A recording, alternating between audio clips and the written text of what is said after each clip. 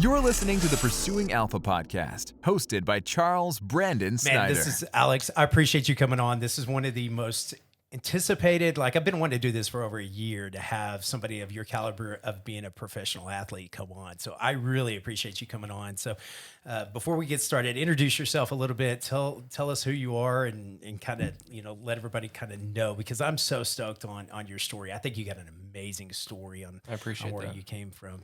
So Alex. Well, first of all, thank you for having me on here. My journey here, basically, Alex Wimmers, I'm from Cincinnati, Ohio. It's kind of a crazy story how I got here, but long story short, being from Cincinnati, Ohio, I played, college ball at Ohio State, and my junior year, I had an incredible year, and I was fortunate enough to be College Pitcher of the Year. I saw that. That's because of that, I was able to come here for the College Foundation, the College Hall of Fame, Baseball Hall of Fame. And now that I believe that's moved to Omaha. But when I got that award, I was able to come here to receive it. And when I got here, that's how I met my wife. Oh, wow. Yep, that's how I met my wife during that time. And is she from here then? She's from here. Okay. Yep, so her name is Amy, formerly Amy Ashby. So you might know her father-in-law, or my father-in-law, her father, Gary Ashby. Yeah, I know Gary Ashby. Thetford Ashby show. Yeah. And but he's been he was a part of that actual committee that was voting, and ironically, a funny story with that, he voted against me to win that award. Ends up being your father-in-law. Yeah, ends up being my father-in-law, but I can't ask for a better father-in-law than him. He's quite the guy, but. That's how I met my wife. I got the award, and then from there, I went to play professionally for 9 years. And then towards the end of my career, my wife and I started having kids, and we had to figure out where to settle down at. And we had a property, and we're living in Florida, Fort Myers, Florida, for a while. And when my career was ending, we kind of had to decide whether we're going to move to Cincinnati or move here. And she kind of already left a little early while I was still playing, and we started building here. So I don't know if I had much choice, but happy wife, happy life. That's right. Is that how that goes? Oh yeah. That's awesome. So we had our oldest now. She's 8. She was 1 when we were finishing up baseball, and when we had our second child, that's when we officially moved here to Lubbock. So that's how I'm here now, and I've been here for about 6 or 7 years now. That's amazing. Sounds like an awesome life that you get to kind of tour the country, play pro, and do all the things that I always wanted to do. I got to tell you, I played 1 year of college ball, and that's like a huge feat for me because I'm like 5'9". Jen laughs at me when I say that because I'm not even quite 5'9". You know, I was like 170, and for me just to play a little bit of college ball was a dream. But I think every kid has that dream of playing in the pros, man. If you ever swung a bat or throw a ball, that's just kind of, you're always looking at. So I want to take this on so many different levels. I want to actually talk about, the kids today, because how we met was not too long ago, but you're actually coaching my 8-year-old son. And within 30 minutes, I got to say this story. I could not fix the fact that he was like throwing a constant curveball because everything was sped up, and it was like immediately you fixed it right in there. I thought it was awesome. I'm really enjoying you coaching him, so I appreciate you doing that. Thank you. It's awesome. So if you got a kid that wants to play baseball, come see Alex because he's very, very good at what he does. But I also want to talk about it from the finance side, but also I think a lot of people have a misconception about the work you have to put in. And so I want to touch on that first, right? So when you were drafted, what was that like? How did you go from, hey, because you went to Cape Cod, that's they make movies out of going and playing baseball out of going down to Cape Cod. So that whole experience, when did you meet your agent? Did you have an agent? What was that experience like, right? How was the draft? So when I was fortunate enough to go to Cape Cod, that's when that whole, what they call it, advisors, or because you can't really have an agent until you sign and all that stuff. But getting into that process of getting an agent was during the Cape Cod years. I was fortunate enough to go to Cape Cod, play for Bourne, and we actually won the championship, which was an incredible experience. But when you talk about Cape Cod, yes, you think about all the movies and, Right. you know, the stories, but it's dead on pretty much a lot of that movie. And the experience there was amazing. The host family that I had were very nice and welcoming. They did have around like 30 cats that I had to get used to, but other than that, they were great people. And but the experience in Cape Cod was amazing. And getting after like my sophomore year and then going into my junior year, there was always talks about, you know, getting drafted and potential of going on in the first round. And you never really kind of believe it until it happens. And when I got to draft day, I had my teammates around, my family around, and just getting phone calls, talking to your agents about, you know, possibly getting picked here. Can we get moved up here? You know, going into the draft, you think you're going to get drafted by certain teams, and it's hard not to look at, you know, those mock drafts and see where your name is fitting. And then all of a sudden, once draft day hits, getting drafted by a team that you never thought was on the Radar at all. It was completely out of the blue. So I was hoping to get drafted by certain teams. Obviously, being from Cincinnati, that would have been cool to play for the Reds. But I was fortunate enough to get drafted by the Twins when they were in a transition year to develop and bring a bunch of new guys in. But when I got that call from my agent, it was 2 picks before the 21st pick, and he said, "Hey, the Twins are going to take you at 21. Would you sign for X amount?" And then obviously I'm like, "Let's do it." And I signed. So when you sign, like all of that's not. This is where I think a lot of people don't understand, and this is why I want to really touch on the NIL deals, because like I get calls every season, right? When Tech, because we're here where Tech is, right? And I get calls from the parents and stuff like that. But how does that break down? I think people don't understand how much goes to your agent. You know, do you have multiple ones? Then you have a nutritionist now. It seems like there's everything on top of that. I heard you have to pay like your own like fees inside of the facility and stuff like that. Like, how does that all work? So there's different fees here and there, but like when you have your agent, you have to negotiate the fees of what's going to come out of your signing bonus beforehand. That factors into it. You obviously want to factor in their reputation and, you know, where they came from and what current clients they have. And the biggest thing for me was seeing who they represented already, reaching out to them and seeing, you know, getting honest feedback from, you know, their experience. So it is more of a reputation side, that it's more than the numbers. Oh, yeah. You're really well, like the to top guy is obviously Scott Boras. Yeah. And you know, there's always rumors about certain teams not wanting to deal with him, but again, he finds a way to get the job done for his guys and get a lot of money. Yeah, for max dollars. Oh, yeah, on most of it. So. But so what's the average fee for an agent? Mine was, I think, around 10-15%, something like that. So it is in the double digits. Yeah, because I've heard it's been in. Now it could be lower than that. I remember one agent came out, "Hey, we'll offer 8%, certain things here and there," but they're new.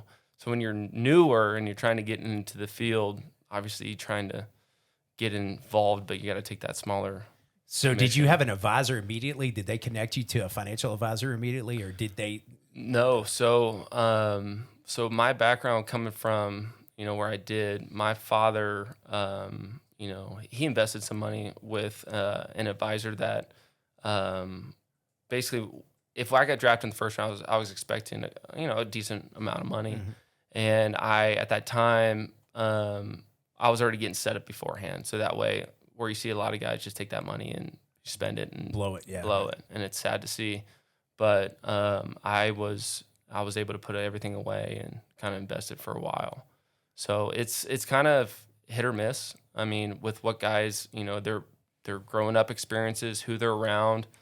A lot of family has a lot of influence into those kids' decisions. Of course. And a lot of those kids like to take that money and help their parents out or help their siblings out. And you can't knock them for doing that. But everybody's different, has a different situation. But I was very fortunate enough to be able to put everything away and kind of invested in some properties and invested in the stock market since 2010 and just kind of let it ride from there. Yeah, done okay with it, sounds like. Yeah.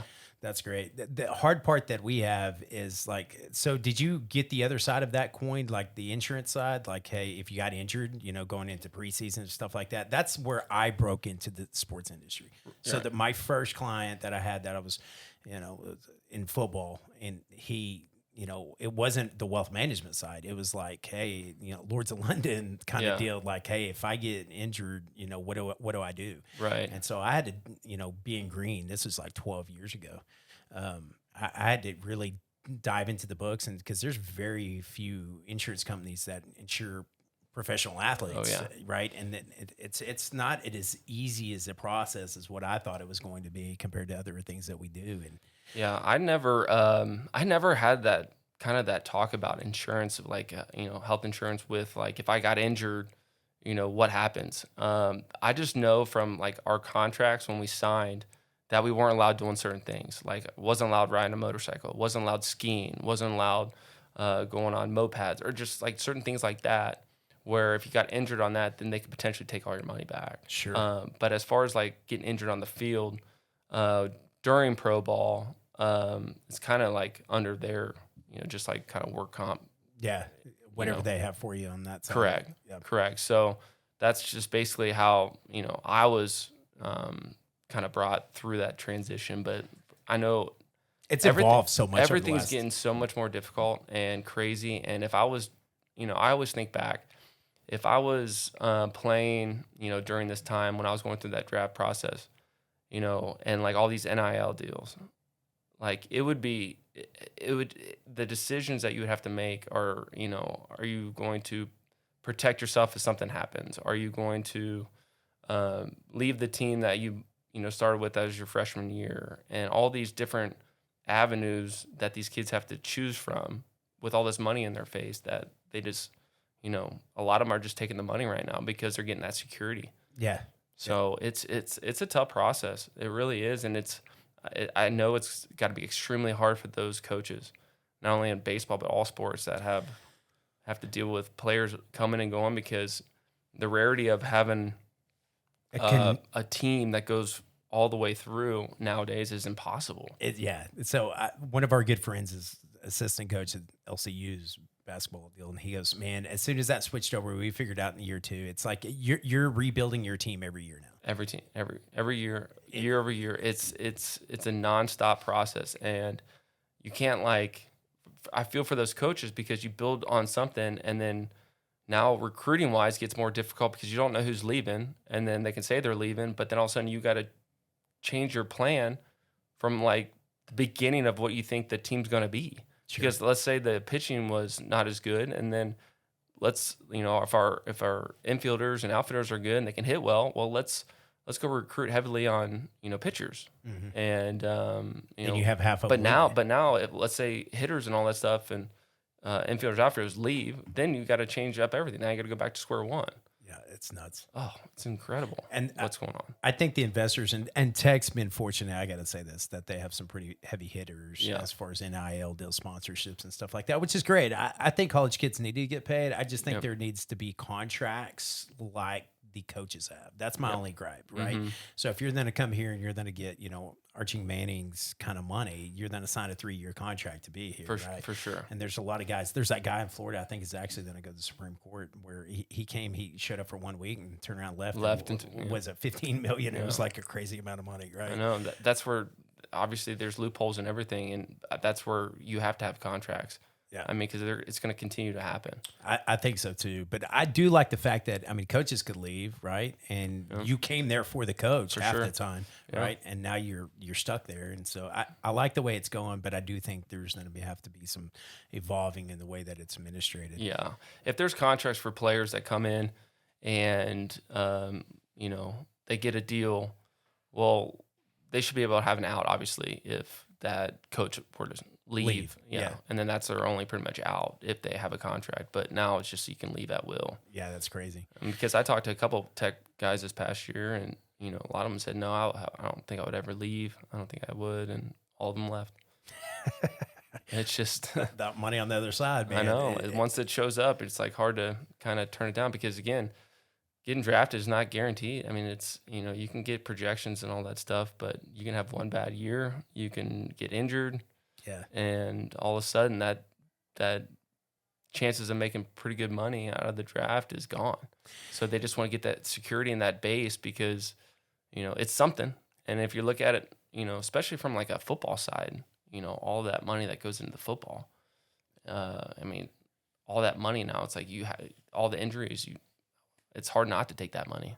Yeah, you would, because you can get. I mean, well, baseball is supposed to be one of the most injured sports out there with the arms and stuff. The arms. But I still think football is the most violent sport to be out there and get injured on. But I would definitely say, hey, if you're in football or even in any of the sports, you're gonna take the money. But my biggest deal is what happens if you get injured. So I always look at it protection first, right? So if you're like, hey, there's a chance you're going to go in the draft, and this is a legitimate player that could go, and you're still going to play that 1 or 2 years just to, try to raise in that draft class. And Correct. So that's where I'm always looking at. I mean, I had one family called me, and she's like, yeah, you got an offer at $800,000. And I was like, dude's 19. Like, what are you going to do? I know. Right? And she was like, how do we do this? And I was like, so I got to ask a couple of questions to run into this now. So switch gears, because this is one of the biggest questions I wanted to get over, but I really want to talk about baseball too. But when you were going into it, do you anticipate the baseball side of it? Like, hey, I went, year 2 and now it's all full tilt onto the baseball and everything else is out. College is not as important. Is that really where it's focused? Because I know when I played my 1 year, it was,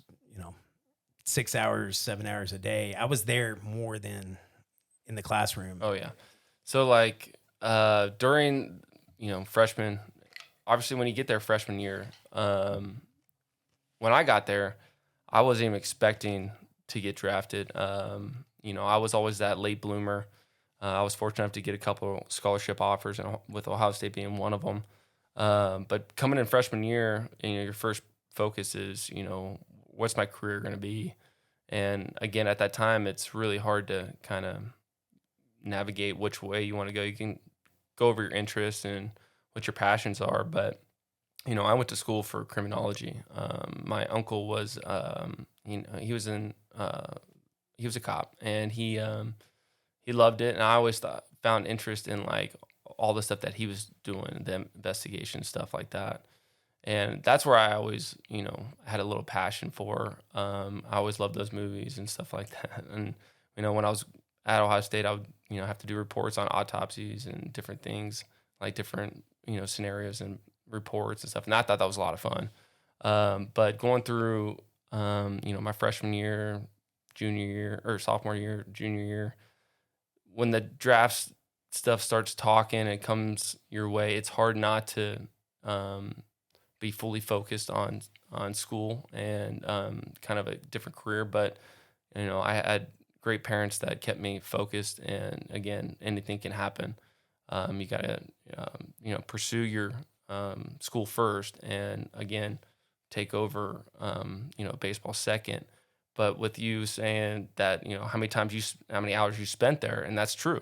I mean, you sometimes will have to show up at the field at 5, 6 in the morning, get your workout in, get a practice in, then go to class, and then come back and do it again. Yeah. And it was a lot. Yeah. And I can't imagine some of those schools like, like Army or Navy or any of those schools that, have those other sport programs that do all of it. And I commend those athletes, because that grind is insane. I thought my grind was insane. And if you look at what those guys had to go through. Yeah, I couldn't even imagine what they got to go through when coming out to be an officer in the military. I love that as part of it. But I had a partner of mine, his daughter played for WTA&M, and they're now, the Woot bracelets on how much sleep you have, how much nutrition you're taking in, right? I mean, it is crazy. I think it's crazy to probably a negative degree where they're going that full tilt with it, but also look at it like these coaches are, their careers are based upon those kids, athletes performing, and they're going to make sure they're performing at the best level possible. Yeah, because we never had.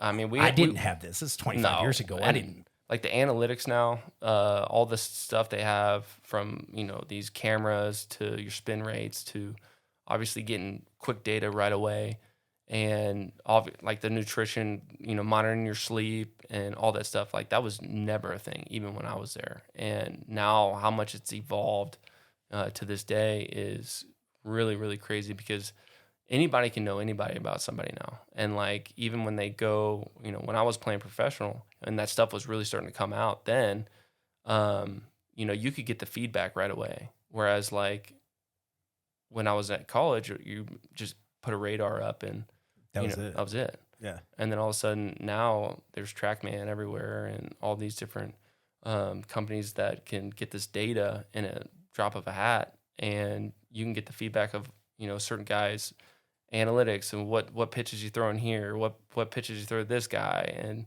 when they have all this data, you can really dive into what that person is. And it's really remarkable to see. But it does help you that, like, hey, I might need to change up certain things here, or I need to improve here.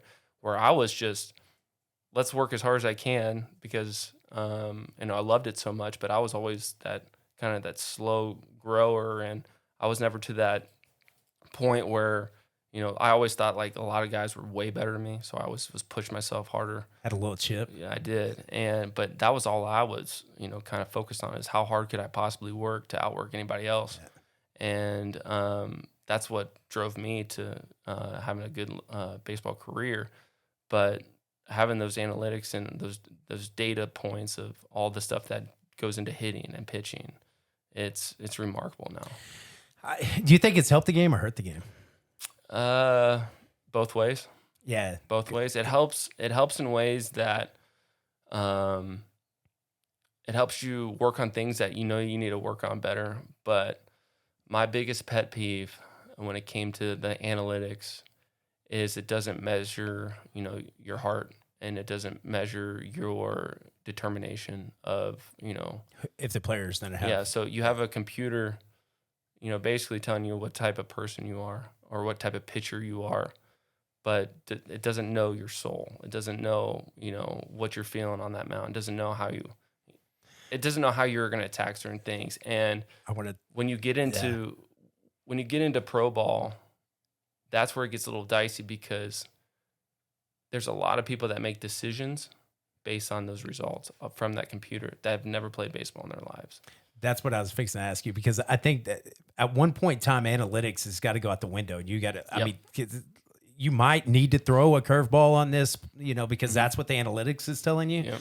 But you have a sense and you have a feeling, you have a rhythm and a dance right there, and that guy's, he's wanting that curveball. He's already set up for that curveball, and you just want to make that last change. Do you get the autonomy to make those changes when you're like in the groove and you get to shake off? Because now everything's through the, you got the headset with the, Yeah, so I'd never even pitched with a headset. Oh, so you're I didn't even have a watch. I didn't even so do you're any back of that. in the old signals. But when, like when I was with the Twins, we would go over every single team, that came in or we were going there. We'd go over their lineup, all their stats and different things of like, this guy likes this certain pitch and this certain count. And obviously you can pull this stuff on you of like what you like to really throw in certain situations. But at the end of the day, if I got bases loaded, full count, and I'm facing Miguel Cabrera up there, and I want to, I don't care what the analytics say. I could care less. I'm going to go after him with my best pitch, the pitch that I have the most conviction in. Sure. And if he beats me on that, so be it. Yeah. But I don't care that he might be looking at this pitch at this certain time. I'm going to attack him with my best pitch. And if he beats me, great. I mean, good for him. But at the same time, I want to go down with my best pitch. I don't want to go with my second or third best pitch, fourth best pitch, just because the analytics say you need to be throwing this pitch. But can you shake them off? I mean, back in that, you could shake off your catcher and say, hey, no, I want to go with that. I think there's certain colleges, I'm not sure about much in pros that they make you just throw certain pitches. I'm not sure about that because I haven't been around kind of when that kind of dove in. But like, I bet you there's colleges out there saying that, no, you're throwing this pitch at this certain time. When I was coming through high school and college, I loved calling my own game. And I was very fortunate that my best friend back home, he was my catcher in all of Little League, all of high school. His name is Dan Burkhart. Went to Ohio State with me. Loved this guy to death. I will never find a better catcher in my life. He knew me so well. And the way he would call a game, we would be on the same page all the time. And I threw a couple no-hitters with him, a perfect game in high school, a no-hitter in college against Michigan. And I've never had an experience of that camaraderie with somebody during baseball times as what I did with him. And when you're on the same page, things become so much easier. And again, you're in that zone, what they call it. You're in that zone where you're not thinking, you're just trusting what he's putting down because you're on the same page, and the results are crazy. And so like my credit goes to a lot to him I will give him a ton of credit because of my success of what happened in my career because of him working so well with me. Yeah, I think that's that communication. And I know what you're talking about because I think you can get it in different areas of your life, but to be in that in sync where it's like everything is tuned out. Like I know, like we're just going, right? We're not overthinking it. We're just, everything's coming, it's flowing and it feels right. Right. And it's one of those things that once you have it one or two times that honestly, you seek it forever. I hope everybody can experience it sometime in their life some sort of way, because being in the zone when you don't know you're in it, basically you're so locked in that you couldn't hear anything. And like being in the zone, especially in the big leagues, it is very easily to get out of that because of the crowd, the stadiums, the TV, all the stuff that goes into it. But like if you're in the zone, even wherever you're playing at your peak performance is honestly the best feeling. And then when you're done and they ask you like, what were you feeling? The answer is I have no idea. Yeah. I was just reacting. And you hear stories about Kobe and Michael Jordan all the time about how, they played like in that zone, and they just would get to that zone. It was that fight or flight zone of like, I am going to do everything I can to dominate this game. And once nothing else matters and you're so focused, it becomes so much easier and so much more enjoyable. But then on the flip side, when you're not in that zone, yeah, man, it is a grind. It is a struggle. It will mentally wear you down. You're thinking about everything to the point that sometimes you wish it would go away sometimes. And that's where a lot of kids will struggle in college, where they have those moments of those doubts, the struggles, the failures, but they don't know how to overcome from those. Instead of taking those failures, those times of the really hard times, of taking those and learning from them and actually turn those things into positives, because once you do that and you learn from it, you get even better and you become more in the zone more often. It's just a process that you have to do, and you have to work on it. And the mental process of sports, you really, really have to dive into it. And now more than ever. Oh, 100%. Now more than ever, with all the phones and the TVs. I got an 8-year-old where I'm doing that with him right now, man. Like saying, hey, the fact that you get your stuff every day, you get used to it, right? And you just got to overcome it. And you just got to, okay, I'm working on this pitch, and I flush everything out from what happened before, and just keep on going through what you're doing. Because I can see it when he gets frustrated and he doesn't feel like he has it, and then he starts trying to control his body more than just throwing, right? And he's a good kid. Like, I mean, I got all three of them that are good kids, man. My wife is a saint. There's a special place for her because I'm so analytical and hard and fundamental, like do everything, fundamentally right. Sometimes you just got to let it go and go, hey, I'm just going to do what I do. But he's hard on himself too, and he wants to do everything right. And it's kind of a cool deal to say, all right, so when do you say, okay, I need to stop thinking about what I'm doing and start thinking about, hey, I'm just going to get this guy out. I'm going to make one pitch right. And it's a process. You have to actually work on that when you're even at home or at practice, of like closing your eyes and thinking about like putting yourself in those moments. My big thing is training wise, why I love doing it so much is because what I was coached with when I was growing up. And I don't see that here. And I would love bringing that here to these kids, because as soon as they tell me they can't do something, I will tell them I don't ever want to hear that again. And I want you to do the best you can at trying to figure it out, whatever it takes. Because as soon as you start filling yourself with any sort of doubt, you will fail. You're done. Yeah. You're done. So if you learn that at a young age, you're going to be set up way better than what a lot of kids will, because there's so many things that you see during this little league baseball stuff, even here. And it's pretty crazy here, to be honest. I'm going to tell you some stories about how crazy it is. It gets wild. So like even this past year, coaching my my son's team, just seeing the parents and how they act towards certain kids is appalling. It needs to be fixed in a certain way of like, you're going to drive these kids to stop playing. And I just, my thing is I love to see their development. You know, yes, we would love to win, but you're going to learn how to lose too when it happens. But I'm not going to win the wrong way. Sure. I'm going to develop these kids the right way, especially when I'm seeing this in like modified T-ball and I'm seeing this in coach pitch. What I'm seeing of just certain things is mind-blowing because they're setting these kids up for failure already. And I hear the parents yell at these kids and they don't deserve it. And they're telling them certain things and it's like the kid's never going to want to play again. Sure. And it's just like, if the kid really likes baseball in his heart, I mean, you're going to push him away from it. Yeah, I think the expectation is like you can't fail now. And I think I tell my kids, like, if you're not failing at life, you know, dude, then you're not living life. You're not learning. You're not learning. You're not growing because it's really easy. Like, I think there was a good guy speaking, you know, would you rather have, you were talking about the presidency, would you rather have somebody that's kind of, you know, done it, gone through it, been crucified over and over and over again and come out the other side, or you want somebody that's never had any obstacles, right? I don't want the guy that's never had any obstacles because they turn around, they're going to fail the first time something gets tough. Oh yeah. Just think if everything in life was so easy. I mean, everybody would do it. Yeah. It's like trying to teach kids certain pitches or different mechanic stuff. Well, they tell me like, oh, this is hard. This doesn't feel right. Well, that's a good thing because I know what I'm teaching you from what I've learned from so many different coaches in my life that I'm able to give this to you. I know this is the correct way to do this. Yes, there could be multiple ways of doing certain things, but from what you're doing, I know you're not going to get better by this. But let's backtrack and let's go through some struggle real quick.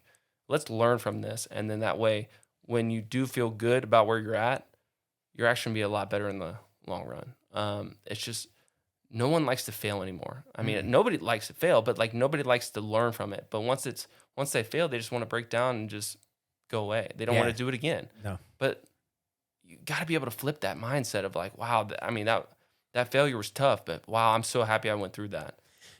So it's I always tell them that mentality. All right, you beat me on this one, right? Yeah. I didn't have it. Just go back until I get it right. So and I like the motto of like I'm gonna keep failing until I can't get it wrong. Correct. You know what I'm saying? I'm gonna keep trying until I you know, you're going to overcome it. But I also think that, like, to your testament here is like you have to be able to fail so that you understand that when you're placed in that same situation, might be a different circumstance, you know, might be a different mechanic thing or a different deal, but you know, like, hey, I can keep on the perseverance side. I think we've lost perseverance a little bit in our society, and these kids are, but it's so much different.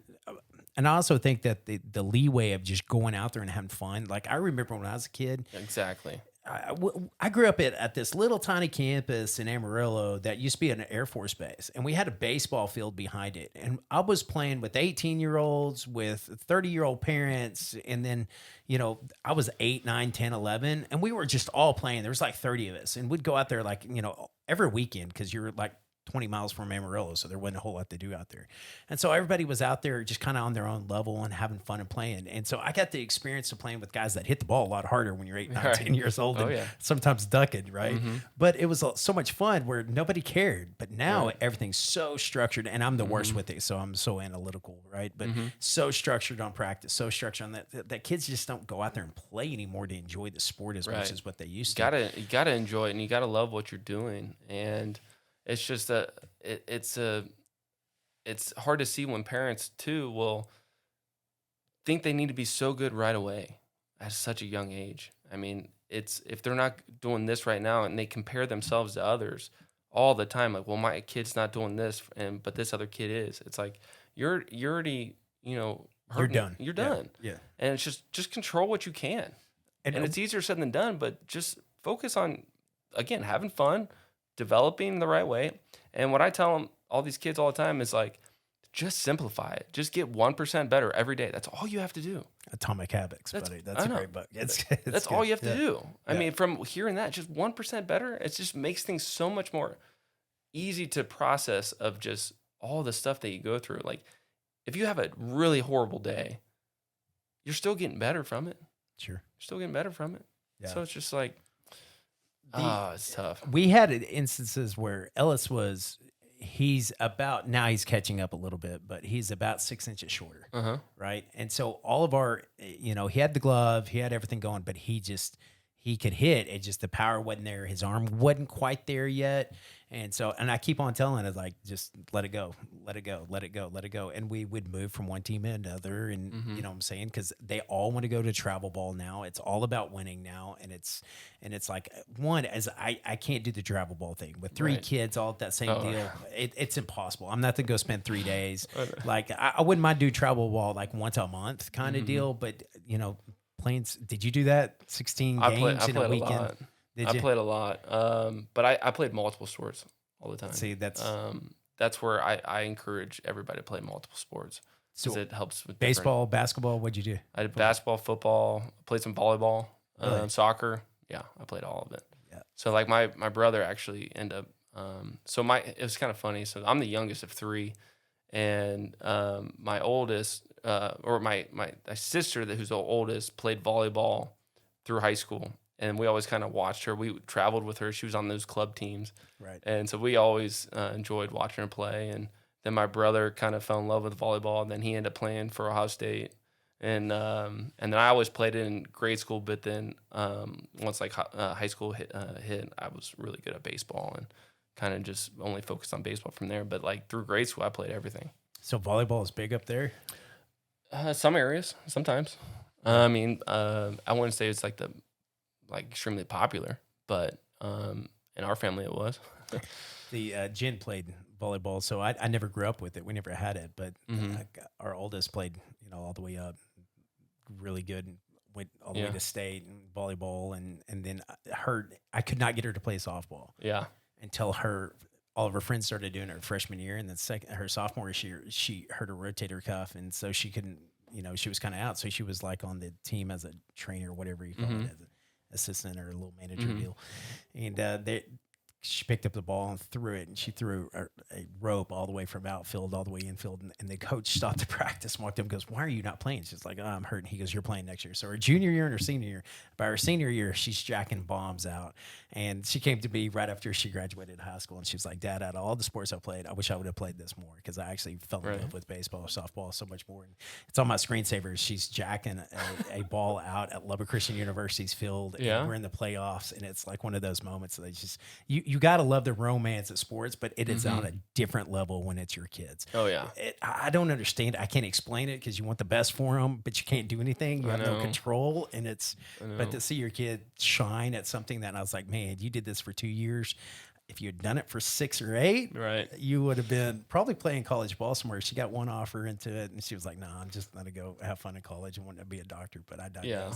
So, hey, switching back over to it, it's a fun, cool deal, but I really want to make sure. I got to ask a question here. And so we're talking about the mental toughness a little bit. So you went through some adversity also as a pro, because you actually, I watched some videos of it a little bit, but you threw your arm out.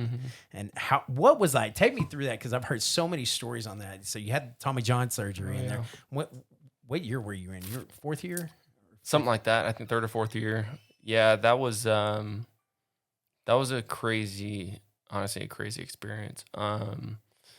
Obviously the Tommy John is like more prominent now. It's everybody, you just hear arm injury after arm injury after arm injury. I think that's the clock thing now. Yeah. So like when I got injured, I remember it was the first game of the season. So I felt like I had a really good spring training. And it was the first game in AA in New Britain, Connecticut. And I remember the game being, very cold. I think it was sleeting out. And I never had arm problems ever in my life. And then it was like the 4th inning. I don't know if it had to do with the weather or it just was just that timing. But in like that 4th inning, I remember throwing a pitch, and all of a sudden I felt like that shock of, that pain in my elbow. And I'm like, what is that? And it kind of just got all tingly and felt really weird. And all of a sudden I kept throwing, got out of the inning. And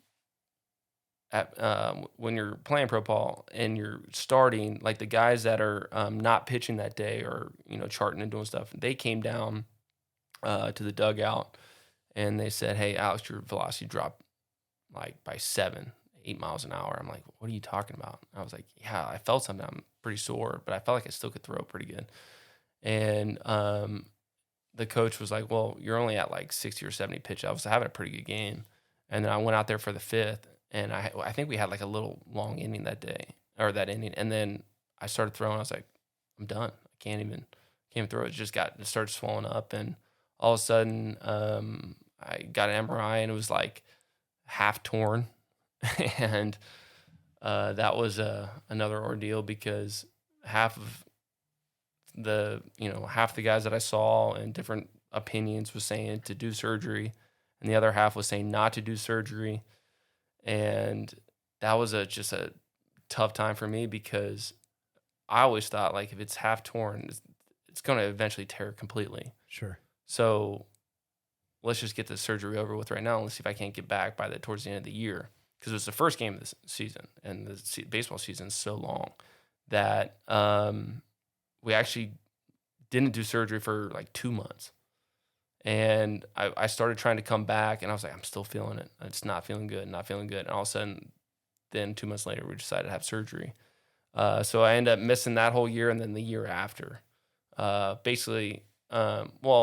Almost the whole year after that. I was able to finish up at the end, I believe. And that was a crazy time because not only that, when I had the surgery in my elbow, then I had this weird-looking scar issue on the top of my forearm, and it's called a radial tunnel release. It looks like a zigzag.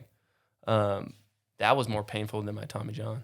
So, and that was coming back. You had had two different injuries, or was that a part of the two? You had two. So I had the Tommy John, but when I was coming back from the recovery from the Tommy John, I think I probably overdid it, and I was kind of frustrated for being hurt and being out, that I probably was doing more than I should have, and I rushed it a little bit, saying like I felt better than I actually did, and all of a sudden I ended up like hurting this nerve, or I don't know what really happened. Like, it's called like this nerve that got inflamed from the muscles and stuff around it, that it got trapped, and they had to release it, but it's another 3 or 4 month recovery from that.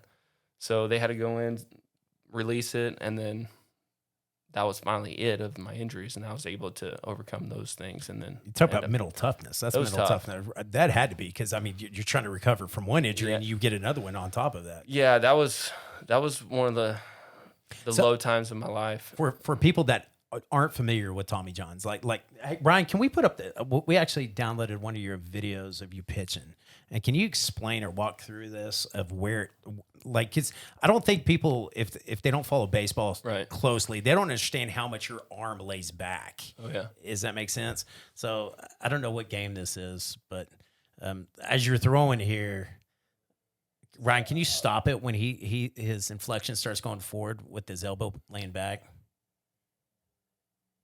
Which I got to talk about this. You're pitching like for Ellis the whole time, because like right there is amazing. Keep going. It's that layback. Keep going. You're almost there. Right there. Right there. Yeah. So you're tearing. Is it the ligament right there? Or is it tendon? Yeah, it's the ligament. Yeah, that goes right into your elbow right there, right? And so you actually finished the inning, so you didn't. It wasn't fully torn. You finished the inning, went all the way through it. But that's kind of the first injury. And the second injury, you just kept on trying to get back faster and faster and faster. You had to do it on top. Yeah, so when I got the surgery for the Tommy John, that's when like it was like months after that. So like you're in a cast and you're just in a brace forever. And then they kind of just change your degree that you get straighter and straighter. Because right when you start out, like I can't even touch my elbow still. Or my shoulder. So like when I'm here, they start it and they get straighter, and they lock your arm. So you have to sleep like this. You have to walk around this forever until you can get it fully straight. And I still can't get it fully straight. So where'd that other ligament, like what did they replace it with? They took the ligament out of my wrist. So I only got, let's see if I can get it. There's one right there. Okay. So they took the extra one and put it in there. That's where it comes from. Or they take it out of your hamstring. That's what I thought it was. I thought it came out of your leg. Yeah. And that was big. So if you have, some people don't have two. Okay. I guess it was crazy how doctors know this, but you don't need that one that's in your wrist, I guess. And so they just take that one out of there. And instead of rehabbing your arm and your leg, they prefer, I guess, to do it out of your wrist because it's less rehab. Yeah. Yeah, it's less incisions, less risk. It's everything that's inside of it. So, yeah. Since we have this up, you got to take me through, because you've already done this with Ellis. Uh-huh. And the way you break down a ball, like you've turned into a total coach, by the way. Like, I mean, it's hard to, translate a player like I'm being a player to being a coach. I think that's the hardest translation into it. Some people can do it, some don't, but you're really good at it. I appreciate that. Hey, go back on here and kind of explain where you're going, because I keep telling Ellis, hey, Ryan, can you rewind all the way to the beginning, right when he starts raising his leg? Because this, I think, is so cool. So when you come back, right, I am harping with Ellis right there is when everybody thinks you lead like going down the mound, but you actually lead with your hip going down to the mound, right? So, if again, there's a lot of things I could have corrected here and there, but I want to pinch right there in that hip. So basically, I'm trying to keep this right hip back as long as possible before I have to let the hips. When you're saying back, you're saying towards first. Yes. Yeah. So it's that coil feeling of stay back, and then basically trying to allow your body to do all the work, and then let your arm go for a ride, and then get into that proper scapula alignment. Now, my glove is a little lax, pretty much there. Needs to be kind of out farther. But again, this looks like it looks like it's kind of, so it looks like I'm just warming up, obviously, and it looks like I just came into the game. Yeah. So I was could have done better mechanics warming up, but. This is what I always try to explain, like, it's almost like a rubber band. Like, I think this is really cool. Like, your knee almost comes to a complete lock. Yeah, that's where the biggest struggle is for a lot of young kids. That's what I keep telling Ellis. Like you cannot get over that knee. Can't get over it. I see a lot of guys when they land, that knee will be bent, and they cause you to push the ball. You got to have that fine line of being tall enough, but obviously not being too tall, where you don't have that drive that you need. But you got to be able to get to that leg lock position where that thing lands and you can power over that thing. Because when I probably come through it, my back leg's going to whip pretty high to get over that front leg. Keep going, Ron. It's almost like you're literally just balancing off that front leg and you're fully locked and you're whipping through it. The other thing that I think I'm trying to work with Ellis on, or I see a lot of kids, it's getting long on when they come back. It's almost like, you know what I'm saying, instead of staying. And I can't. It's hard to break kids of that. It's really hard, but it's just got to remind them it's better to keep that ball above your waist, because if you have a long arm, you're going to get to the position anyways, but it's going to take you a lot longer, and that's going to mess up all your timing. But the more of the scapula that happens through your elbows at the beginning of the process of just having like a small medium circle-ish instead of a real long one. You're going to get to that layback regardless. So might as well just get there a little quicker, because having a long arm does not make you throw harder, unless somebody will come out and tell me it does. And it could be the case, but again, I see a lot of guys with long arms that have no control. Really? That have no control. I've always heard control is the biggest thing. You have to have control. It doesn't matter if you throw 105. If you can't throw a strike, then this is a great, as we go through this, I love it. So command over velo over spin rate, like there's so many things now. Like, what do you think is the most important to get as you're younger? I think you can always grow into the velocity, but you can't grow into accuracy. Right. I don't know if that's right or not. You would probably... You got to have both. You got to have velocity now, and you got to have accuracy. You got to have both. It's because, like, when I was there, I mean, I lefty, I had a good natural ability for the ball to tail away. So I was okay, right, on that side of it. But I could be in the mid-80s and be okay. And I only pitched a little bit. I'm 5'9", right? Yeah. In college, they laughed at me. But, it stuck me out in the outfield and told me to run real fast. And that was about it. So, there you go. Right? That's all I got to do. Yeah. I'd slap the ball around. No, pitching is not for everybody, I'll tell you that. But I loved it so much because I love being in control.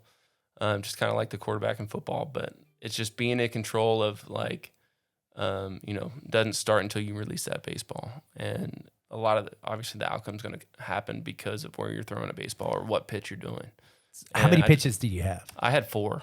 So what were I had a fastball, 2-seam, so a 4-seam fastball, 2-seam fastball, a changeup, and a cutter. Well, no, if you count a 4-seam and a 2-seam, yeah, it's same thing to me. So, but then I had essentially 2 fastballs, and then a cutter, a changeup, and a curveball. My changeup was my best pitch, and that's the reason pretty much I got drafted where I was and was able to make the big leagues, because again, when we talked about the analytics, is if I'm going to, throw my best pitch to anybody, I don't care if you're lefty or righty, I'm going to throw a changeup probably. Really? Because I could throw as hard as I could, but it moved like crazy. Really? And it would drop. So what was your fastball speed? I could get it like 92, 95, and then there's some points that maybe I hit a couple 97s. But that's more in the reliever era. Starting wise, I was like 92, 94. Okay. But I could. And then your changeup, you were throwing 78? I was throwing around about 80, 82. Okay. Mm-hmm. And you just had good Yep. horizontal movement on it, or did it so drop? what they call is that tunnel. I could throw a fastball from the same arm slot that looked exactly the same, and I can throw the changeup from the same arm slot. And when you talk about that tunnel, is like that release point of the fastball versus the release of the changeup coming out at the same spot at the same time, and they coming out the same direction towards the hitter. So if I were to throw a fastball basically into a righty, I could throw a changeup into a righty at the same angle, but it would drop by your feet. So you're guessing. Yeah. I mean, for a batter, you're guessing on Yeah. is it fastball or changeup? Yeah, it doesn't matter what again, you talk to a lot of hitters, the hardest the pitch to hit is that changeup because it looks like the fastball. You can pick up spin on curveballs and sliders and stuff like that, but that's why you see a lot more cutters too. Yeah. And I want to emphasize at a younger age, y'all need to stop throwing those cutters. Because it's going to impact your velocity of fastballs, because a lot of these kids that throw these cutters say it's a cutter and it looks like a slider, and then they want to throw a curveball that looks like a slider. It's just make sure you have the proper training to show you what those pitches are. But at such a young age, you don't need to be doing that stuff. Just develop your mechanics, develop your velocity. And again, once you get to that 11, 12 and you start working on that curveball, or slider or something like that, make sure you're around somebody that knows what they're doing, because again, you can start your arm injury process. Tearing it down, yes. Yeah. But stop with the YouTube videos of people that show you how to throw certain things, because 90% of those are just doing it for the content and they've never pitched beyond pro ball in their life. It's just, you got to be careful of what you see out there. And I say, hey, look at this. I see that, like, look at this pitch, what I learned. You're like, no, don't do that. Don't do that. Don't do that. What about the changeup though? Because I already talked to Ellis. I was like, hey, here's a 4-seamer, right? I showed him a 2-seamer. Probably shouldn't have showed him the 2-seamer. That's fine, right? It's fine, but like I've already showed him the changeup. Like, where are you throwing? Because I was like, you're not going to throw anything that puts any torque on your on your arm. So for Ellis, I would keep him just developing that fastball location as a 4-seam. At 8 years old, let's keep working on that development, and then when you want to play catch here and there, or you want to dabble into a couple of changeups, that's fine. Okay. Just to kind of feel it. Again, the main thing is just turn it into a game scenario. So me and him were sitting in the backyard, 2 outs. Like, what are you going to throw? Yeah, right. And I'll throw him the fingers down, and, just play with him a little bit. And it's funny, the more I do that with him, the more he gets into the zone. Oh yeah, it's weird. But if I don't and I just let him throw, I think he gets bored. Oh yeah, you know what I'm saying? It's always good to put him in those situations, because I did that all the time. And that's where I'm like, all right, you then throw that, because he likes throwing that when you play with him. Say, hey, he likes throwing that. I still do that to this day with these high school guys that I train. It's like, all right, bases loaded, full count. Give me your best pitch. I mean, you win or lose on this pitch, and majority of them will throw a ball. Really? Yeah, just keep putting in this situation, but then you got to keep doing it, and then just realize it's just another pitch, but. Obviously, that's easier said than done, because your process of your mind goes, oh, no, I better not walk them. So then something happens with their mechanics. They're not free. Right. So I got to ask you on that. Like, how do you control? I mean, I had a whole, literally 40 questions here. We've covered 5 of them.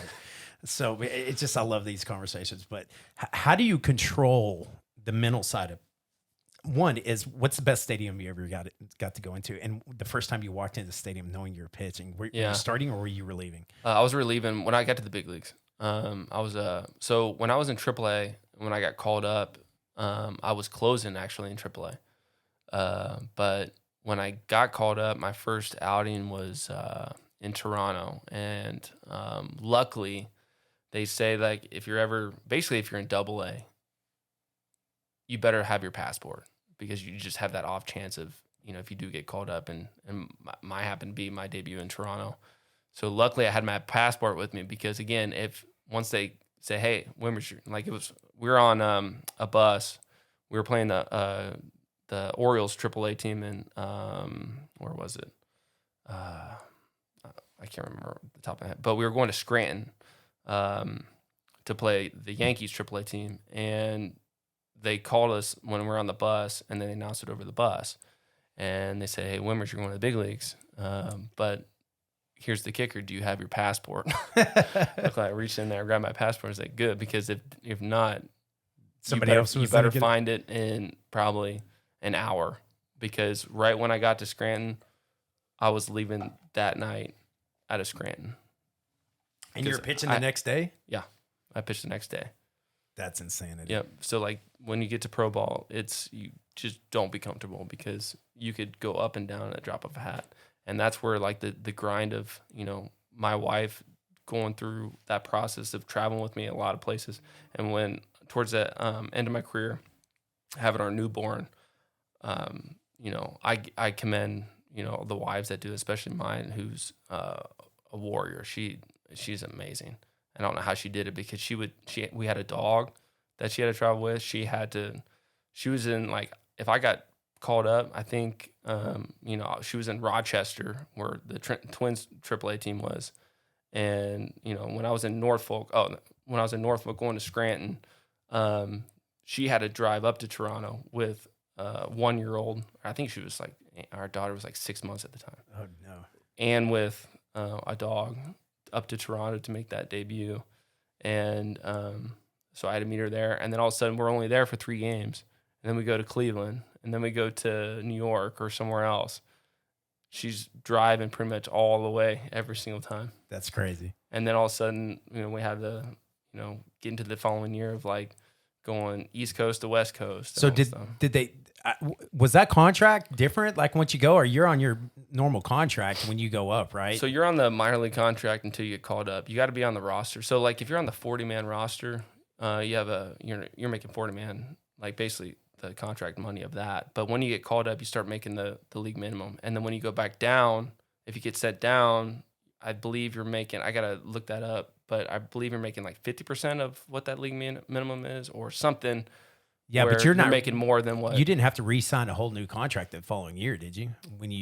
Did you stay up after that first season? So if you stay on the 40-man or if you get kind of taken off or whatever, yes, you have to keep renegotiating contracts. So you're doing it year in, year out kind of thing. Yeah. Oh, dude, I thought that was hey, all right, I'm up. Now I signed a 4-year deal. No, I wish.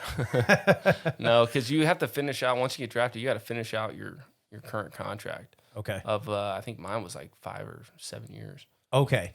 So it is a long term. Yeah, but it's just the higher you get, the more money you make. But then once you get to the big leagues, then you'll make that minimum.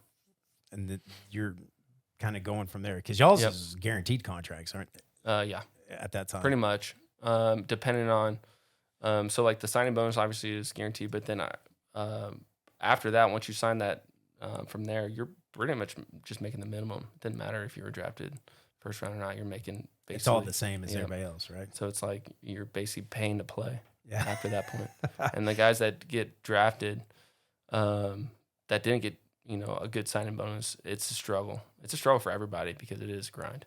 I mean, you got to be mentally tough to do that stuff because the constant travel, the 10, 12-hour bus rides through the night and pitch the next morning, and it's just it's wild. But again, when you're in the minor leagues, you're bundled up with 6 other guys in a 2-bedroom apartment, sleeping on air mattresses, trying to get make ends meet. Really? Oh yeah, that's insane. And then you rather play on the road because you're in a hotel and you finally got your own bed to sleep in. Yep. Would you take it away though? Would you do it any differently? No, I wouldn't take it away. It's not for everybody. The minor leagues is a grind. It is a mental grind because, again, you're in a team setting, but you're kind of fending for yourself. You better, if you perform, you're either in or out. Right. I mean, it doesn't matter if the team's winning or losing. If you're performing, they'll move you up. Right. If you're not. I felt that in just in college ball, man. I was like, there was like 15, 16 of us right there fighting for those three positions. Oh, yeah. I mean, it's like you have that camaraderie, but you kind of. It's that struggle of like, everyone thinks like as a hitter or a pitcher, if you go through that, like, that slump, everyone's like has that in the back of their mind of, am I going to get that call to the coach's office and say I'm released or, I'm getting set down. Right. Something like that. So that's always on the back of every player's mind.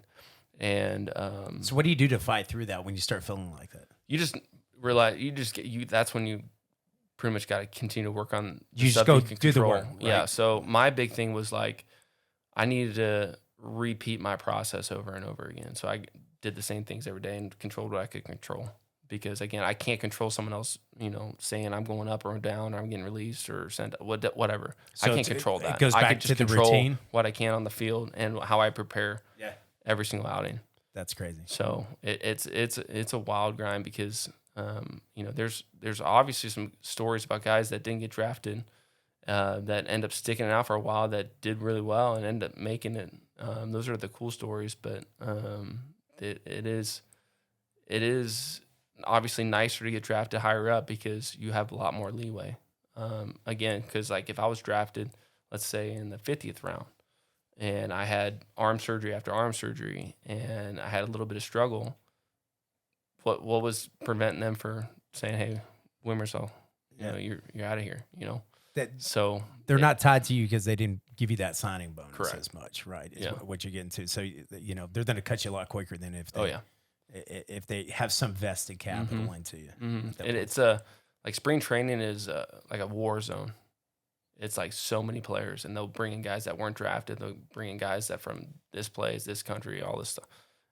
And then all of a sudden, once they figure out teams, it's kind of like the 53-man roster for NFL, but you don't have the minor leagues or anything like that for NFL. But once those teams are filled up, half of those guys are gone. That's crazy. Yep, and then you hope you get signed by some other team. The opinions voiced in this podcast are for general information only and are not intended to provide specific advice or recommendations for any individual. To determine which strategies or investments may be suitable for you, consult the appropriate qualified professional prior to making a decision. So what's the best stadium you played in? It's like I quit going to the Rangers games because especially in like July and August, because I mean, you'd walk out with 2 beers and the most pounding headache. Oh yeah, because it was so stinking hot. But that stadium is just. I got to tell you, it's nice to go watch a game. Yeah, I've never seen it, but I heard some crazy things about how nice it is. But it's nice, and there's not a bad seat in there. You can actually see everything. So me and Jen, our anniversary was a little while ago, and we were like, hey, we went off, international, did that, but we came back, and the following weekend we were like, hey, let's just go hang out there. So we went third base side and got down on that lower level, and it was the funnest experience I've had in a long time because it's just comfortable. You know what I'm saying? That old stadium was just so uncomfortable. Yeah. And I like outdoor stadiums, but dude, when it's 104 outside and 50% of you talk about like Boston, they ain't gonna ever change that stadium. No, that's got to be miserable. That's one place I've never played at, and I wish I did. But we played the Boston guys. So in like Fort Myers, it was the Twins and the Red Sox. So we always scrimmaged them, always. And but I never, with them not being in our division, it'd be like you'd have to be around at a certain time to play them and go to Boston. But I heard some stories about, what it was like to play at Boston and stuff like that. But it's so much more congested and tight, and it's just that old school feeling. But a lot of people like it. A lot of people was like, "Wow, this is wild." Everything on top of you, and it's just kind of because like when I made my debut in Toronto, that was the year. When the was when Toronto was really, really good. And they were like, I think it was like they were the best team that year. And making my debut there, it was on a Friday, it was on a weekend. And they had like this DJ Friday day. And like, it was like bumping. Like it was like they had like a club there, but the whole stadium was packed. And so like, I remember getting called up, showing up there, getting to the stadium, and then I remember basically being told that like, hey, we're not going to use you today, but in the off chance that we may need you, we're going to try to give you at least a day to get acclimated. And because we know you've thrown like 2 days in a row in AAA, and so this will be your third day in a row. Jeez. I'm like, that's great. But, all of a sudden the game started getting out of hand, and they didn't want to waste their good arms and stuff, or like the reliable guys that, have established themselves. Normal rotations, right? So they're not going to use Ryan Presley. He still plays for Houston. And they're not going to use like Glenn Perkins and other guys that were on the team. And so it got to the point where it was like the 9th inning. I think we were losing. I think you can probably look it up. We were losing by a big amount, and ended up striking 2 guys out in my debut in a ground ball. So you went in the 9th inning. Went in the 9th inning. Packed house. Oh, yeah. You got 2 strikeouts. Got 2 strikeouts in ground ball. But then the next day I didn't pitch, and then that Sunday, it was a day game. It was a getaway day, and I didn't think, and it was actually a closer game, but Josh Donaldson had a career day where he had 2 home runs already. And I remember coming in, and that was the first home run I gave up was to him. And I threw a changeup. I felt like it was the best changeup in my life. I think it was like a 2-2 changeup. And again, going off analytics for the best pitch, I'm like, this guy's hot today. He's already hit 2 home runs. And I threw a changeup, and he hit it so hard. I felt like it was going to hit me in the face. It was that hard, right to, like dead center, and just 450 feet dead center. And I've never heard a louder stadium in my life. And since it's Toronto and they're big into hockey and stuff, right? 3 home runs equals like, hat trick. Yeah. So we had a delay because everyone in the stadium takes off their hats and is chucking on the field. And I'm sitting there as just a rookie, just getting called up. And I have this 15-minute delay because everybody have to come out and clean up these hats. Right. Now you got to stay warm. Yeah, and then I got to face Batista after this. Oh, then I got to goodness. face Encarnacion. I got to face Justin Smoke. I got to face these guys that are just like, oh no, it's like I need to keep throwing. I need to stay loose, and it's just delay after delay. I was just hats and hats and hats. I'm just looking there. I felt like I was just like in my own little room. I was just looking around. I was like, this is wild to be Were out you here. still on the field when they were doing that? Yeah. Or did they pull you off the field? No. You're just standing there standing, so you couldn't stay warm. I didn't talk. Nobody was talking to me. Everybody was backing up, letting people throw the stuff on the field. Like everybody was in their own little areas. That's crazy. And the whole field was just covered in hats. I was like, of course, my first home run I give up, I have to witness this. Yeah. And then just delay after delay. And all of a sudden they got pretty crazy. And then they were throwing like beer cans out there, and it just got wild. And then luckily I got out of it after that. But I was like, wow, what a crazy experience. And then I remember my buddy Kyle Gibson, when he was with the Twins then, just kind of nudged me on the bus. I'm like, how was that? For your second outing? Yeah, second outing, just having to deal with all this. And I was like, man, that's nuts. What an experience. But it was wild to go through that for sure. So we said this, we talked about this offline. I don't know if we picked it up then, but you got to face some of the greatest hitters still in the game today right now. Oh, yeah. Yeah. Judge, you said you faced 25, 30 times. I faced him a lot in AAA, and a lot of times, or a couple times. What's your win-loss ratio against Judge? Did you get the better of him? He got better of me a couple times. I got the better of him. But the hard part about him was he's so big and tall that a normal, located fastball on the outside corner to a normal batter is a strike, but to him it's a ball. Yeah, because it's like, man, I gotta get it up higher, and I'm like, I don't want to get it up higher, but then again, you have to just keep facing him and just see where he's, Did you figure out what he likes, what he doesn't like? Sometimes, here and there, but again, he makes adjustments pretty well.